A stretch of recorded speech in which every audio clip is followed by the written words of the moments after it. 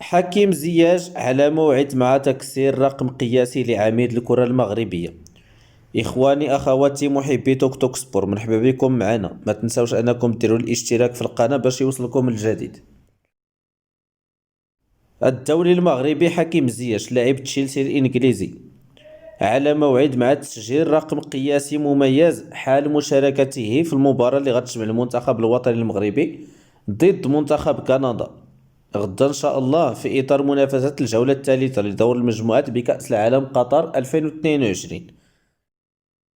والله جاب الله شارك زياش غدا غادي يصبح اول لاعب في تاريخ الكرة المغربية يخوض 6 مباريات كاملة في نهائيات المونديال.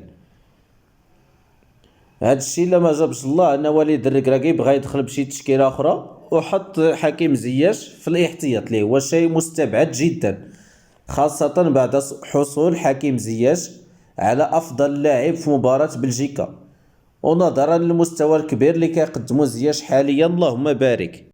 ويكفي ان يشارك زياش فقط لمدة 10 دقائق داخل الملعب ليتجاوز من حيث عدد الدقائق الملعوبة العميد السابق للمنتخب الوطني المغربي الدولي نور الدين نيبت، الذي يملك الرقم القياسي مع منتخب المغرب من حيث عدد المشاركات، حيث شارك في 5 مباريات في كأس العالم من خلال المشاركة في 1994 ومشاركة المنتخب الوطني المغربي في نهائيات 1998،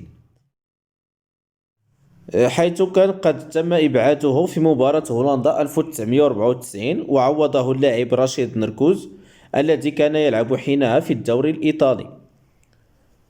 زياش يتقدم حاليا على زميله أشرف حكيمي من حيث عدد الدقائق الملعوبة. أشرف حكيمي اللي كان شارك حتى هو في نسخة 2018 مع المنتخب الوطني المغربي، إلى أنه في آخر المقابلة تم استبداله في النصف ساعة الأخيرة بدخول عطية الله.